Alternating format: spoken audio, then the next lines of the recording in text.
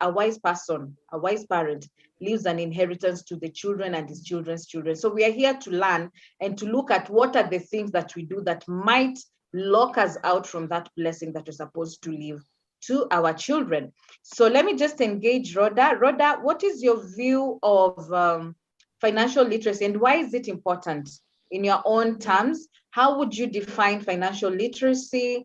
What are the benefits? And how do you look at it from the standing point of your profession and also what you do with your own finances? It's also good to look at how we manage finances personally, as we are here to also learn from each other.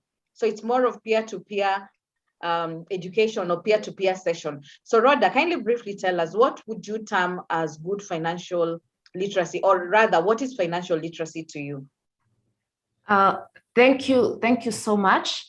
From my viewpoint is being financially literate helps you a lot to establish a feeling of control. With everything which has been happening in the since 2020 and even with the pandemic, it has shaken us a lot. And having a feeling of being in control of your finances in terms of being able to budget, being able to manage your income, not overspending, helps you have a sense of self-even control. Help you actually feel like you can actually achieve something. You can be able to afford the necessities you have. You can be able to actually plan for anything which comes out of your control. Let's say you have an emergency, you can be able to afford to take care of that. Having that sense of control, for me, it's what I can define as being financial literate. And coming from my profession it helps you actually be, how can I put it? Avoid being impulsive, avoid getting in a level of in a distress level, because I've seen a lot of people getting distressed because of financial problems and because they can't manage, avoiding the pitfalls, avoiding getting in debt. And we realize this is one thing which affects us a lot. As youths, we know sometimes you're saying, I will plan later. I will plan, for now, let me enjoy myself. But as you're enjoying yourself, you can't enjoy yourself when you can actually account for what you're using. Knowing by tomorrow I have money to be able to look for food. I can pay my rent. I can pay the debts I have, maybe school loans. Also, with the increase of the loan sharks, we have apps like even Branch. We have so many loan apps which are there at our access. So if you cannot not be financially literate, you find yourself, you're taking these loans and you don't have sources to repay these debts. And now that makes you frustrated, end up high levels of stress, and many, many more mental issues result as a negative impact of not actually being financially literate. That's all I can say, my own definition of financial literacy.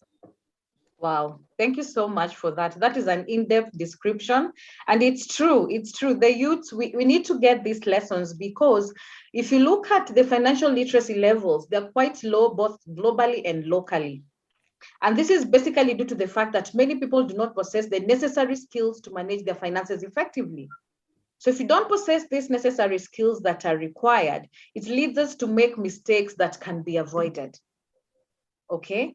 So if you look at it right now, the personal debt level is quite high. And if we can actually look at if you look at how people are looking at financial literacy, the information that is out there is quite vast and wide, but very few youths can actually ascertain that they are knowledgeable in terms of managing their finances.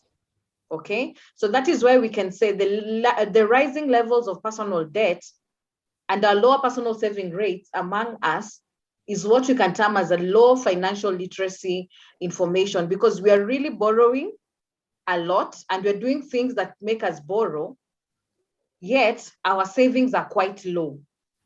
Okay, so we need to look at that. And also, as you're looking at financial literacy, it's a very vital skill in the management of finances. Once you have this skill, you know how to manage your finances. And there's a book I was reading and some content that I was interacting with a few months ago. And in that content, you're told a sensible person should have like 5 bank accounts. Just imagine that, 5. Yet you realize some youths don't even have a bank account. Some prefer saving their money on phone, on these e-wallets and all that. So you'll find there is a lack of saving discipline. And so getting financial independence is quite hard, because you'll see someone, yes, you have all these dreams that we want to become so and so in future, we want to own this and that, but our financial discipline is quite low. Okay, so we are here to equip us, we are here to learn how do we make good, sound financial decisions that will take us from level A to B. Because there's a research was done in 2014 by the Global Index database. And the World Bank noted that having a bank account in a financial institution is the first step towards financial inclusion. So if you don't have a bank account, the statistics actually is pointing out to you, because it is something that was shown, and most of the youths don't have bank accounts. So you end up not saving money. You end up not saving money. So we also need to be taught how to prioritize our money, because money is a resource, but if handled badly, becomes, or it brings misfortune. And I know we like saying that money is the root of all evil, but the Bible clearly says it's the love of money. So money is not bad. And that is why we are here to equip us with this knowledge that money is not bad, but how you manage the money can actually lead you in a very a bad place. So Rhoda, I want us also to talk about what would you say is the basis, or what is the importance of financial literacy? Why is it important for us to learn today about this financial literacy that you're talking about? Why is it important? Could you just give us a snippet on that? Okay. The first part is, but the most critical part is, it increases even your confidence in yourself. Being able to know you're in charge of your finances, being able to know, yes, I've budgeted myself, I'm staying within my budget. I have, in case of an emergency, I can actually be able to sort it out. Being able to have that can give you confidence in yourself. And then also, based on that, as you are learning today, it helps us make informed decisions. The one aspect about finances is you're continuously making informed decisions. And the learning part is what is very critical. Learning, am I doing the right thing? And what are the consequences? Okay, today I need money to, maybe I want to go somewhere. My friends telling me we go maybe out for a weekend. Do I have the finances? And what are the consequences of this? When I get back, can I be able to actually resume and be able to actually sort other issues I have within the house or the debts I have? So having that, making an informed decision continuously, it's what this part of learning is helping us with. You're able to trust that you can avoid going into debt or investing with too much risk. I'm working a lot with youths, especially who are involved in gambling and trading, and they end up making risk a lot, thinking, oh, this one, I'm gonna win this one. Today, this one, it's my day, it's my lucky day. And they end up putting a lot of money in the essence of, in a risky move, and which ends up costing them a lot and getting them in a debt. And in the process of recovering the debts, they make another risky move. So you end up making a risky move at every point of life you're going. Every decision you're making, you're trying to recover a debt or chasing a loss. And now having be able to understand what are my finances are, why am I doing this, helps you avoid that, meaning these kinds of risk. And then you can also create and pursue financial goals that will most support your vision to a more actually fulfilling life. As I mentioned earlier, we are in a situation which we never thought we'd be there 2 years ago. And actually, as we have heard earlier, nationally, we're in debt, but also it trickles down to us personally. Many people have lost their jobs. Many people have lost their source of income. And as a result of this, many people have gotten distressed and it has destabilized them. But now, learning how to be able to plan yourself helps you be able to get out of the debts you're in, be able to actually feel, okay, even though I don't have a job, even though I'm trying to stabilize in terms of financially, at least I can be able to sort the few things I have within my household. Maybe you have, as I said, you have maybe rent problems. Can I actually manage and tone down, maybe move to a smaller house, not living beyond my means? It's okay. I don't have to show off to everybody. This is no. But for me, my understanding is I know my life situation. I know where I am right now, and I am okay with that. So okay, sorry about that. So being financially literate helps you in such situation. Also, another part is having a sense of belonging. According to there is, I don't know if you've come across, it's a Maslow's hierarchy of being. It shows that having a sense of security, it's one part of actually being in a happy place. Being able to know I have shelter, I have food, I have a place to live, helps you have a sense of belonging when you're financially literate. And that one is very critical. So for me, those are some of the key things which when you're learning more and more every day, because it's a very wide topic, it's not something we can cover within this session, but those are some of the critical things which learning about it helps us be able to manage ourselves. Not waking up in the morning, maybe you're driving and you find when katikati ya njia you're losing, there is no more oil and you don't have fuel and you don't have resources of fueling. So instead of you using matatus, you end up using the car because you want to show you're living this grand life. So knowing how to minimalize and living within your means helps a lot. And it's one of the also critical part in being financially literate. Back to you, Faye.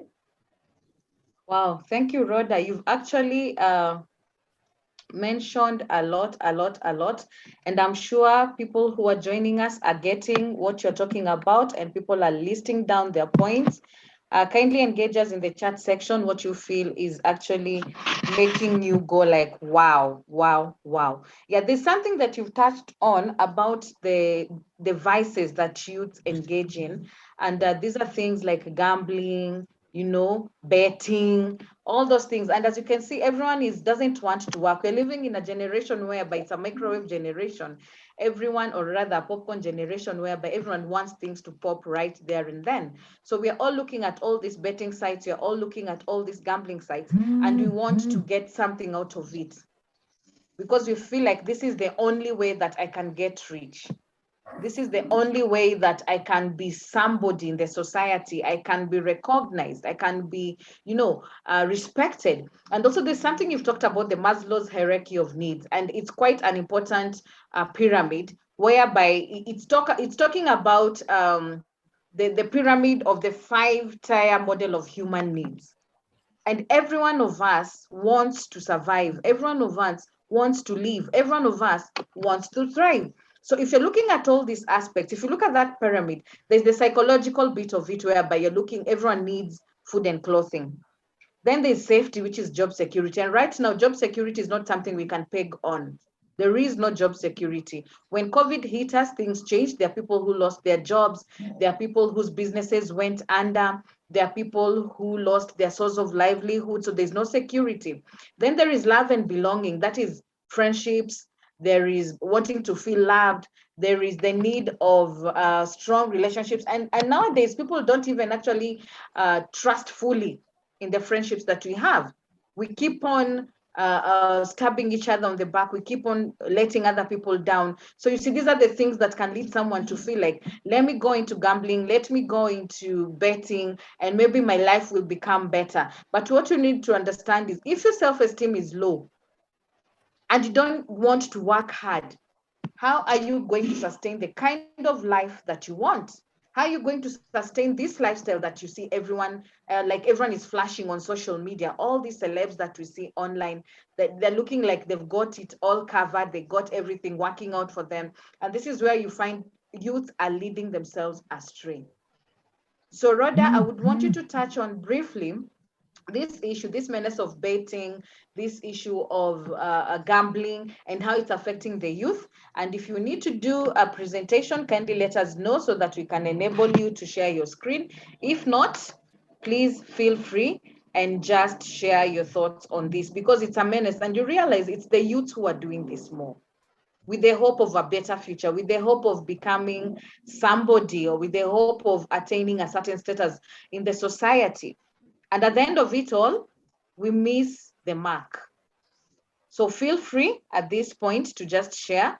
You can share your screen or you can take us through. If you don't mind, you can put on your video if you're just going to talk. And let us engage on this big menace that the youths are facing. So back to you. Thank you very much. For me, the aspect of that section of betting and gambling, it's very personal to me, because in the last 2 years, I've been offering my services in an organization which helps youths who have a problem gambling.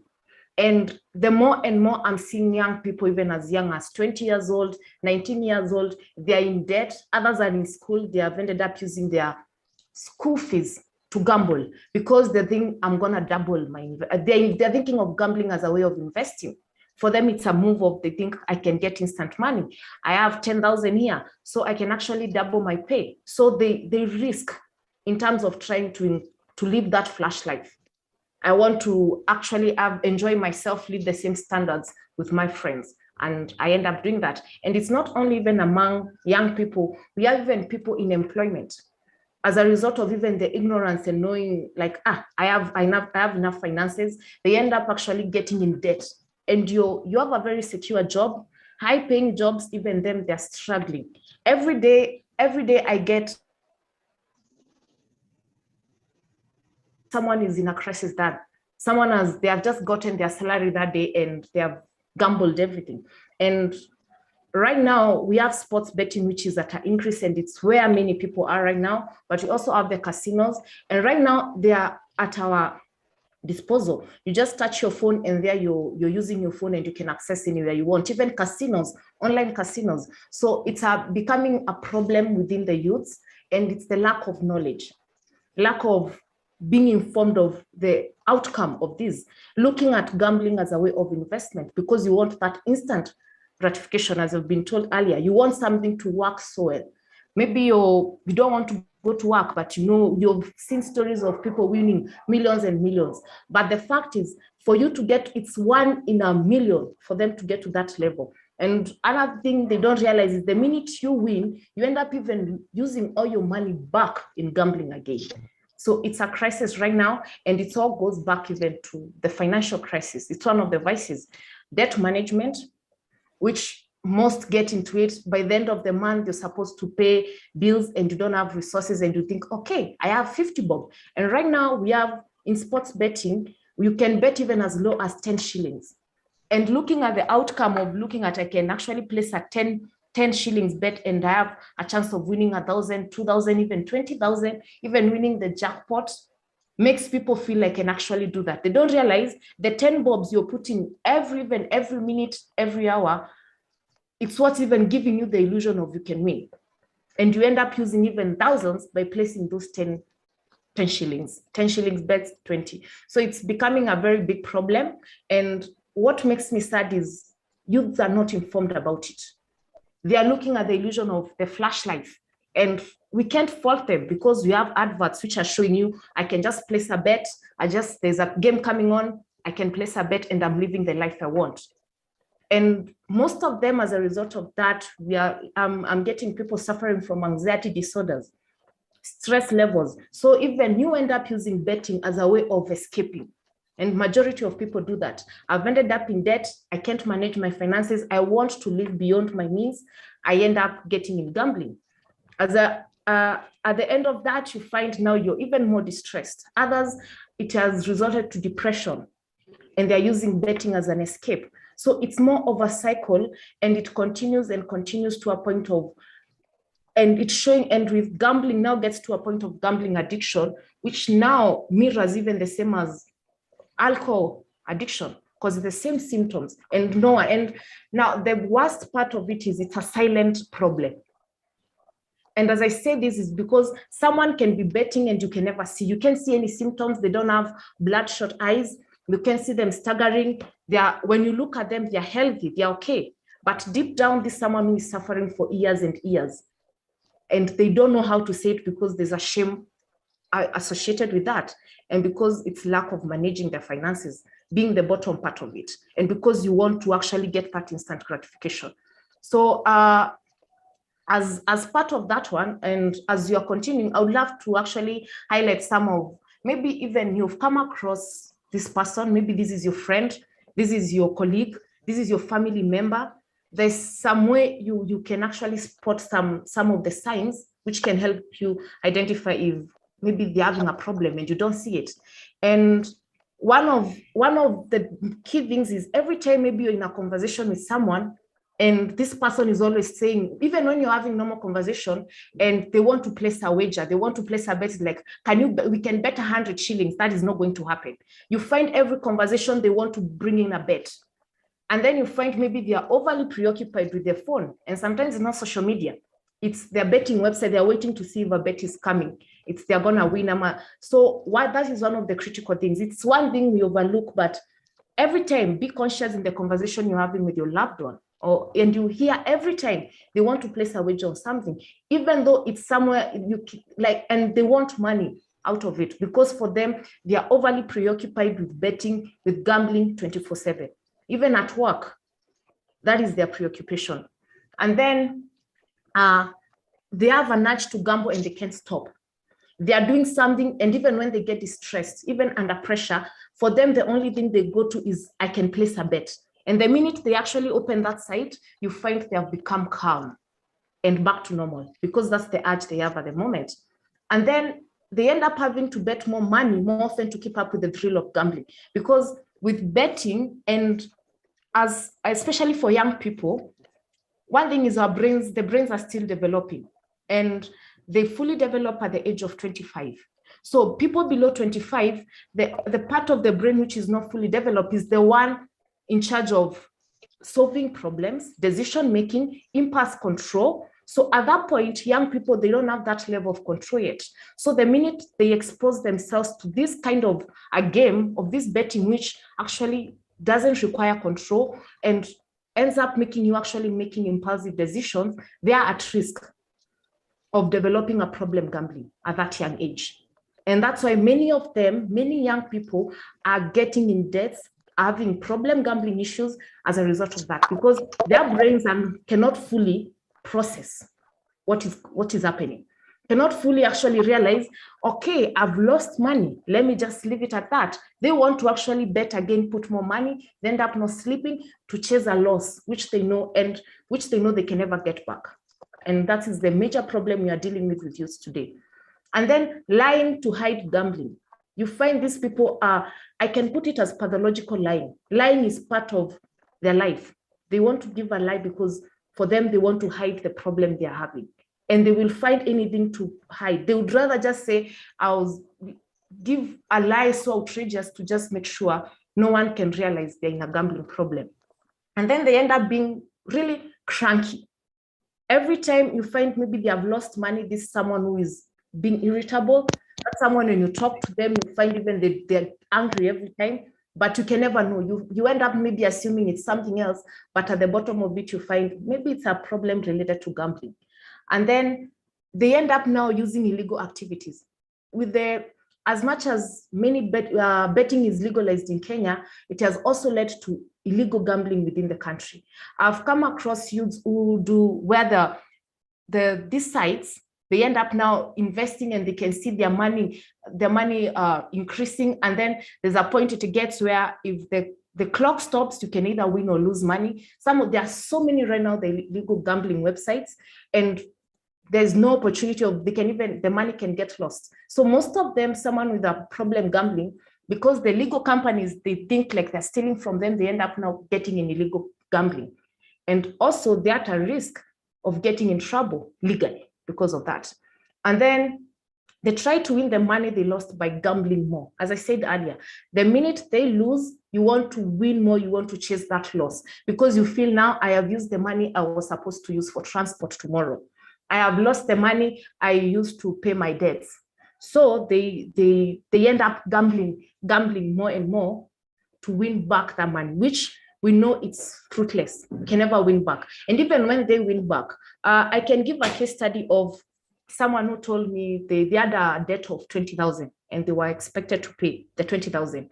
But now they thought, if I have 10,000 right now, I can double my money and then I can get the 20,000 back. And they actually did that. They got 30,000.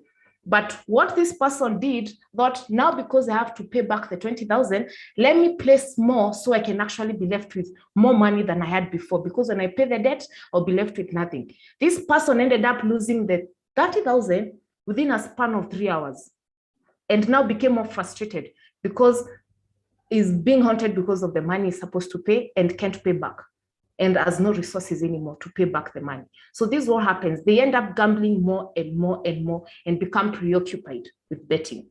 And then making people they love unhappy. The sad part about gambling is the people around them are even harmed more because you don't know what is happening to this person.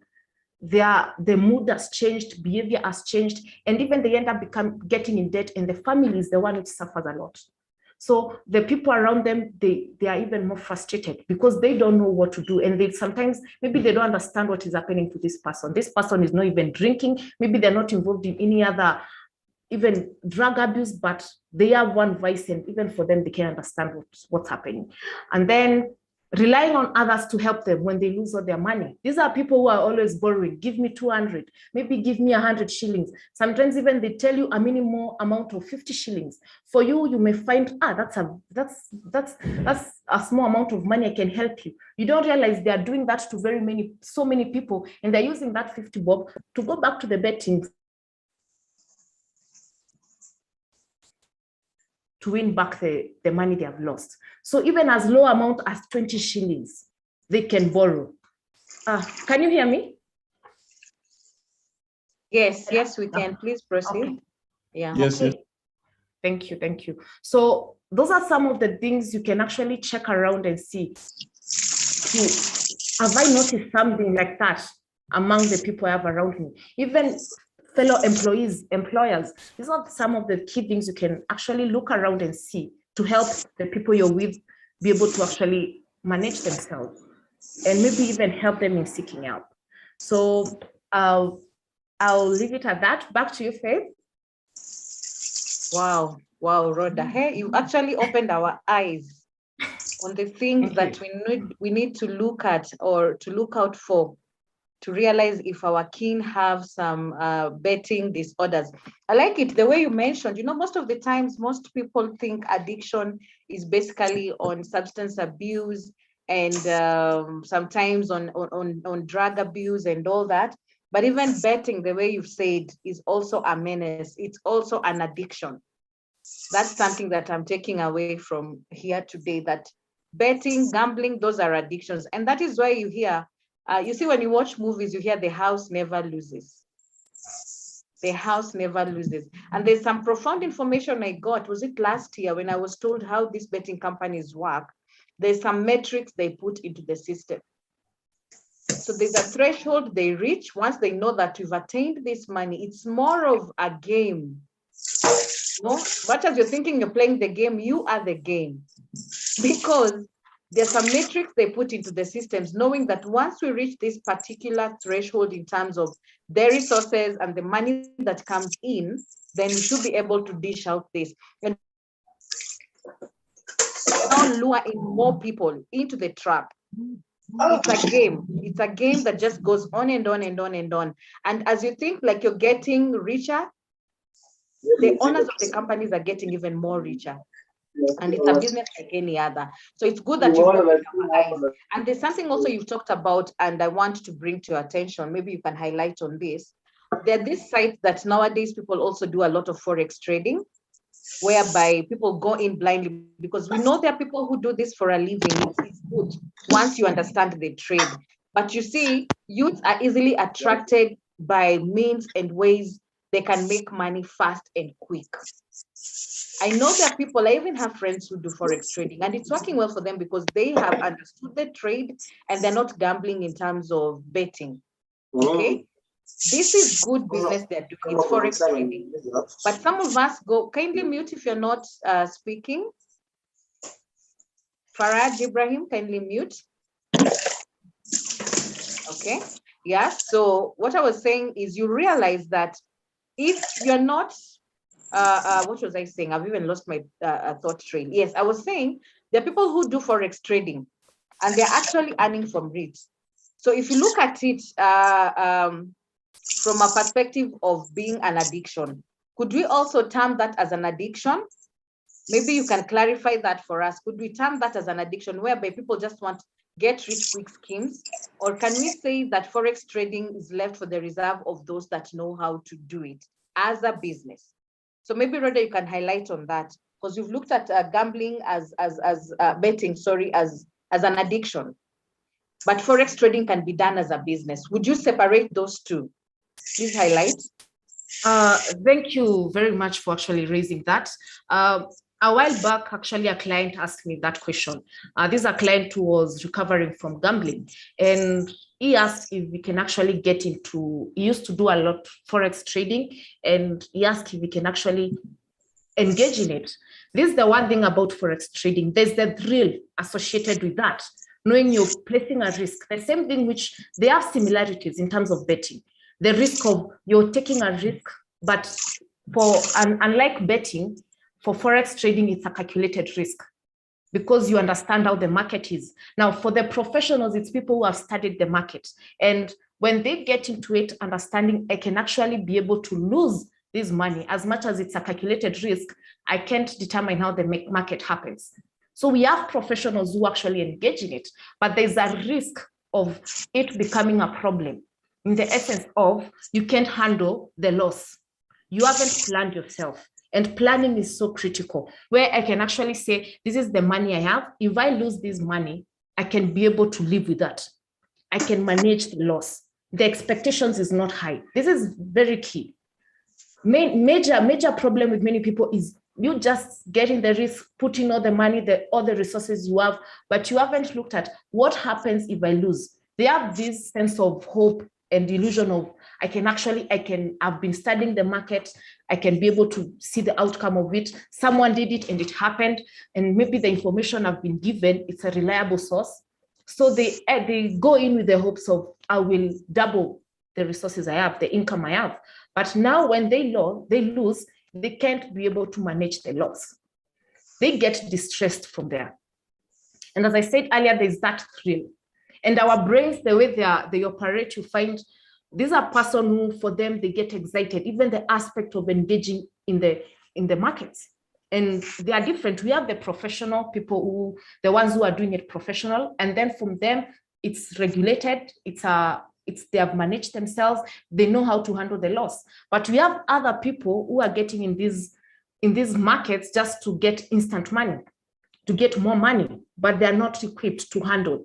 So you find majority, they get excited just waiting. The excitement is not even sometimes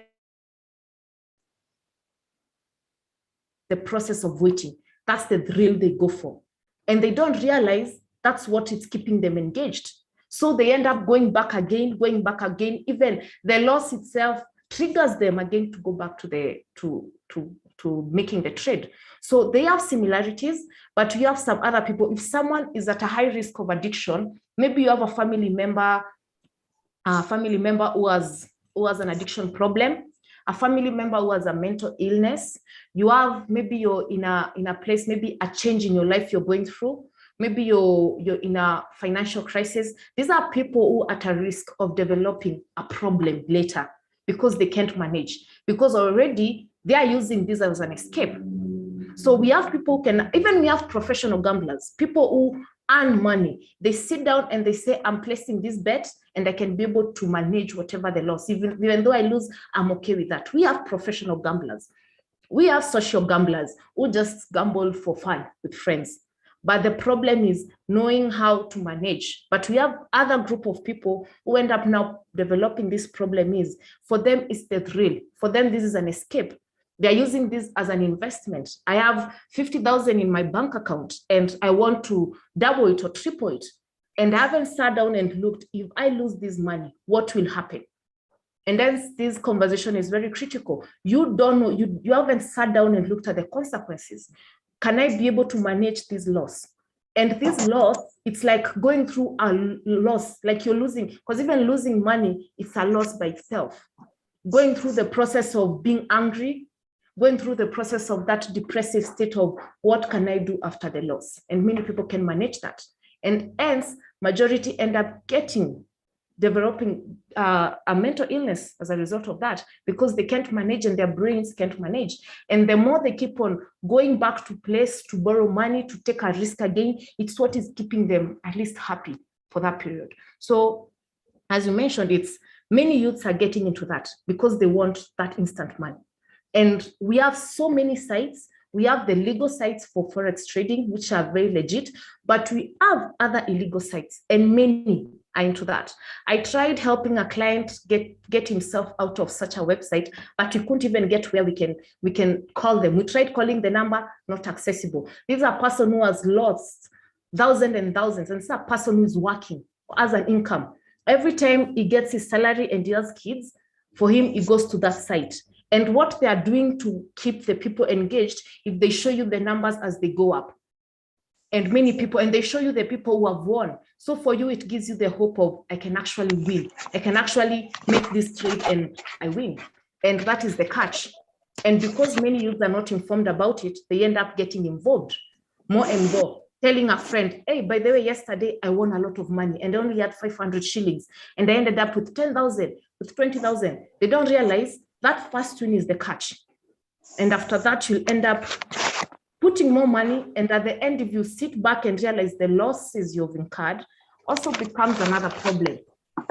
You start regretting, why did I make that choice? But you don't want to feel with that difficult emotion of the loss. You don't want to feel with the sadness, the guilt. What you do is you go back again to the same site and borrow money to get away from the difficult emotions you don't want to deal with, hence the escape. So it becomes the same cycle. So for the forex trading, we have people who are doing it professionally, and for them, it's okay for them because they have planned themselves and they're equipped to deal with the loss and the win.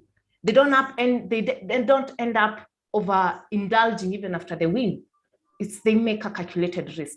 But we have other majority of people who are getting in it without any planning, without any looking at consequences. They have high expectations, and now that is the risky group. And that is where the main concern is, because they're getting carried with the emotion of trading, the emotion of getting the money, but they don't know what to expect. And when the expectations, when the results come, thank you. Back to you. Thank you so much. Thank you for that insight. And we are learning that people actually getting them out of that addiction becomes a challenge. Kindly, if you're not speaking, please mute so that you have free flow of information without interruption. Kindly just mute. Faith? Yes. I would like to share my screen on something. Okay. I don't know if, okay.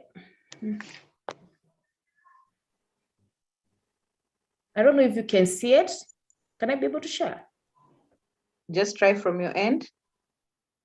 It's disabled on your side. Okay, okay. Someone from Youth in Africa, please allow our guest speaker to share her screen. Kindly. Okay. Okay, as we wait, you can continue. Yeah, so as we wait, I wanted to share something briefly. And there's something that you talked about. I want to just, Jacqueline, please mute if you don't mind. Jacqueline Kabaru, please mute yourself. There's some background noise from you. Yes, so I was saying, I wanted to share something as we're talking, something just landed on me in terms of, it was an aha moment, because I'm looking at it this way. If the youth are so addicted into this vice, that is why you're seeing high cases of depression amongst the youth, because the little money they had to make ends meet has been used to bet. They've lost that. They don't have a source of livelihood. So it becomes a challenge. They end up being depressed. When you're looking at those who have families, their families suffer because now the correlation between the two spouses becomes a challenge. Maybe it's the husband or the man gambling, and the wife doesn't have a job. So this guy is gambling with the aspect of, I will get money out of this so that I can sustain my family. So we're getting a lot of broken marriages as well out of this vice. Then the other thing is high suicide rates among the youths. Because once they see that someone else has done a bet, they've gotten the 5M, then they've been putting in their 100s, 200s, 300s, whatever amount they're putting in, and they're not getting it back in return. And someone doesn't have an ends to a means, as in, you find that someone feels like they can't progress, they can't do anything. So it becomes a challenge. So there's a study that was done as you're working on you sharing the scheme. There's a study was done in Kangemi, I think 2 years ago, and they took a selection of 384 respondents. This was a select group, a target group for this research.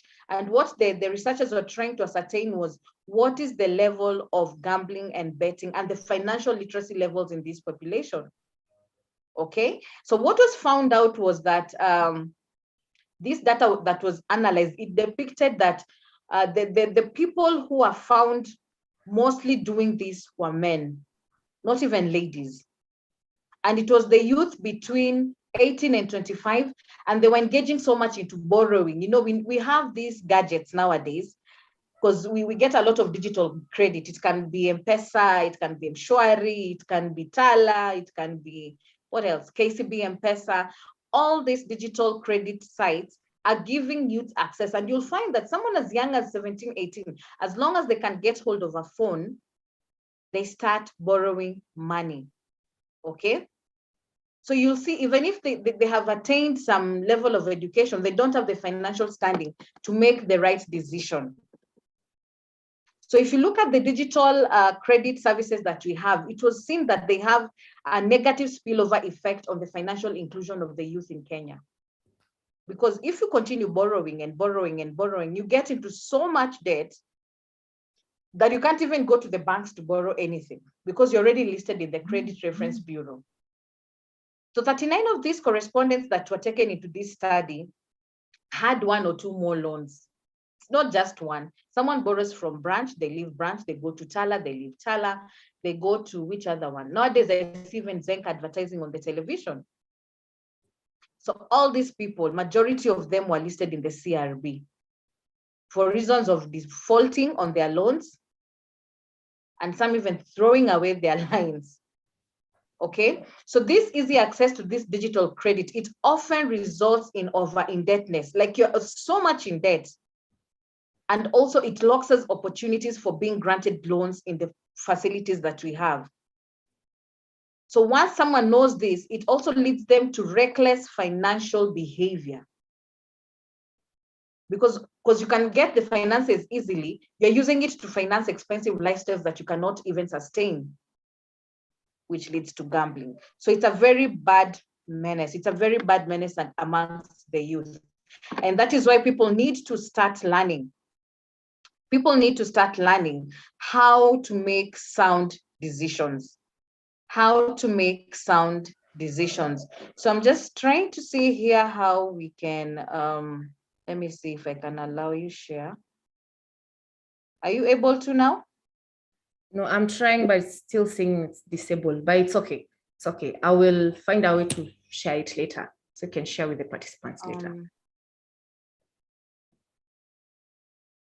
Yeah.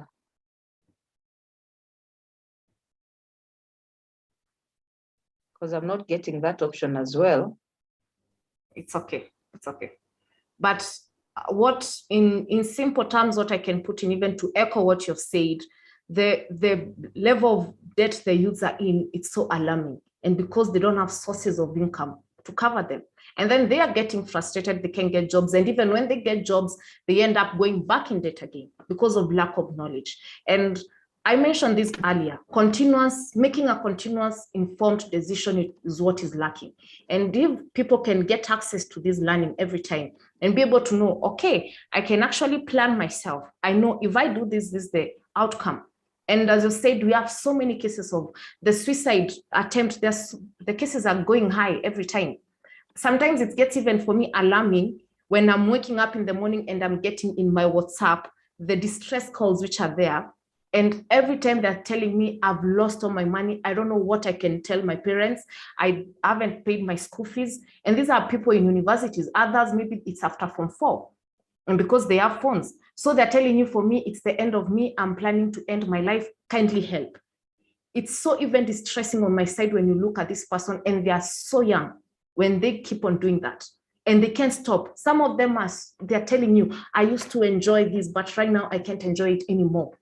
They're discouraged. For them, they're like, I don't have anything else to do. I just want to end my life, because the shame associated with this problem they can't deal with that.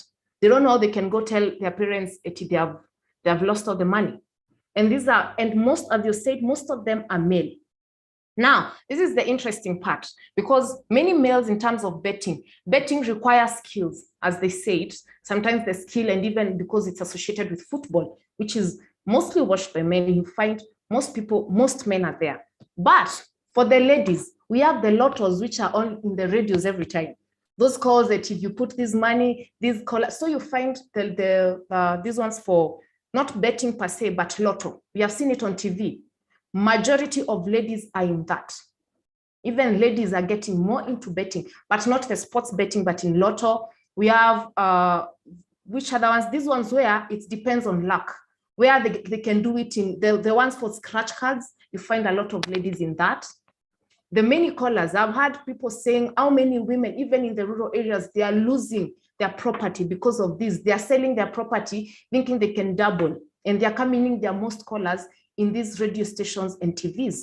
And all this information is readily available, but no one is preparing us to how to process all this. Because when you're seeing money flash there, you're told this lady won 200,000, this man won this. It was just this person to a mama mboga there, and they have won 50,000. So when you're given that illusion and you're not informed on how to go about it, becomes the main problem. And that's where many are getting so frustrated, because why can't I win? The same question, why can't I win? Why can't I stop betting? They stay up the whole night, lack of sleep, which also contribute now to cases of depression, cases, anxiety disorders, which go hand in hand with addiction. We have cases of sleep problems because there are sleep. And then you find, even though you're working, you can't perform at work. Work performance gets affected. And then at the end of it, you lose the job. So you don't have a source of income, and you're still in debt on this side, and you can't control your betting behavior. So as I said, it becomes a cycle, but being informed, continuously being informed and asking for this information. And even for those who are here right now, being able to touch at least 3 more people, talk to them about it. They don't know. Sometimes someone doesn't know what is happening to them. So being able to learn what is happening in your life, why you're getting in debt, it's because of lack of planning, but being continuously informed about it helps you in managing some of these vices we have heard about today. Back to you, Faith. Thank you so much, Rhoda. That was quite insightful, and I'm seeing we're running out of time. Yeah. I've not seen any comment or question in the chat box, so I'm just going to do sort of, yes, let me read a comment here from Rebecca. You're saying the topic is so relevant. Making a continuous informed decision is key. Betting already elicits multiple fears. That's the fear of uncertainty, fear of losing, and etc. Yes, it does. It's quite a relevant topic and wide that we cannot exhaust today. So thank you, Rebecca, for that comment and observation regarding the conversation we are having today. Everyone else, feel free to drop in because we are soon closing the session. We really appreciate you, Rhoda, for the insights. Those were quite eye-opening. And also, I want to just talk briefly on the benefits. I want to look at the benefits of financial literacy, because we are here to learn. And if you're looking at the benefits, we need to know, why are we learning financial literacy? Or rather, why is it important for people to have financial literacy? It's very important. Let's not be ignorant of the fact that this is a vice that is affecting all of us. So one, if you are financially aware or financially literate, there's the ability to make better financial decisions.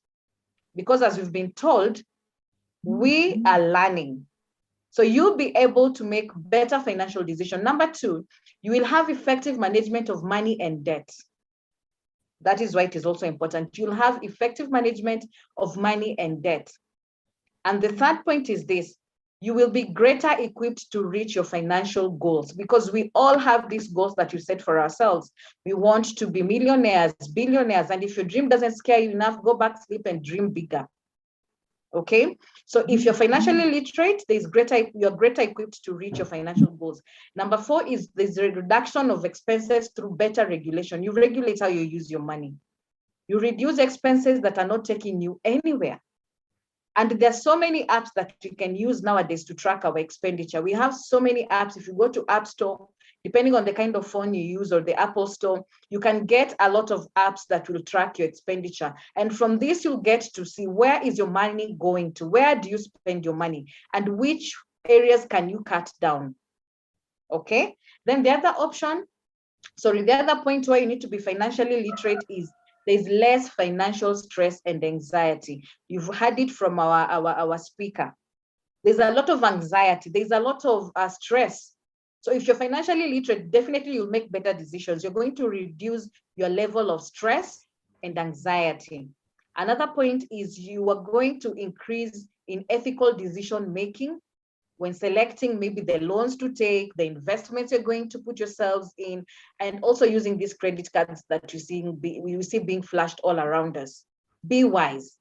And finally, the other reason as to why we need to be financially literate is we become effective in creating a structured budget. You know, most of us think budgets are for the household, but budgets are not only for the preserve of our households. Even your own personal expenditure, you need to track everything. So that is why we are saying we need good financial literacy skills. And this is a topic that we cannot exhaust today. So as you've seen that, let us be good custodians of this resource, because money is a master. Send it, it goes, but also a slave. You become a slave to it. So choose. Do you want to be a master of it or a slave of it? Which decisions are you going to make? Are you going to allow yourself to reach to that point whereby you become so much addicted into gambling, so much addicted into betting, that you lose your main purpose of life? And if we all look at the census that was done in 2019, 3/4 of the population are children and youth. And the youth aged between 18 to 34 years make 29% of Kenya's population. So if you're losing the youth in betting and gambling, where is the society? Where is the economy of the country? When is it going to be stable in terms of your own financial standing and your own financial planning? Okay. So that age group that you're talking about, 18 to 34, nowadays youth is up to 60, but you're just looking at the 18 to 35s. This bracket has a very huge potential to be a force to build a positive economic future for the country, both collectively and as an individual. So you can decide to be an agent of progress and change in this nation, okay? Because if you look at unemployment, there's a staggering 22% of youths who don't have jobs or are not even earning anything. And this is according to the 2018 estimates. So it is important for you to attend such forums for you to see how can you leverage on such information, and how can you make sound business and financial decisions that will take you from level A to B. We want to be equipped with the right skills, and that is why we are all calling all of you to be getting information from such webinars. Youth in Africa has webinars, and we'll be coming up with more content, more information that will take you from one level to the other in terms of building your own capacity in making sound decisions when it comes to your finances, psychological, emotional, just capacity building you as a person. So we want to thank you so much for joining this session. We appreciate you for taking time. And if you want to get more information on how you can join Youth in Africa, please, you can write to us. I think the poster we shared, you can just check us on Facebook, or you can just check us also on the web, Youth in Africa. Write to us, call us, then we can inform you, because we'll be having more of these programs ongoing. So Rhoda, we thank you and appreciate you so much. Thank you. Quite insightful. You have some pointers there that I've actually written 2 pages of information. So thank you so much for sharing. And I'm looking forward to more sessions with you. If the need arises, definitely, and Youth in Africa plans for more sessions like this, we'll definitely seek for your indulgence, for you to educate the masses, because the youth need this information. As Rebecca has mentioned, the topic is so relevant, and you cannot exhaust it in one sitting. So if there's no more questions, no more input from the floor, we'd kindly love to just end it there. We respect your time. Thank you so much for coming in.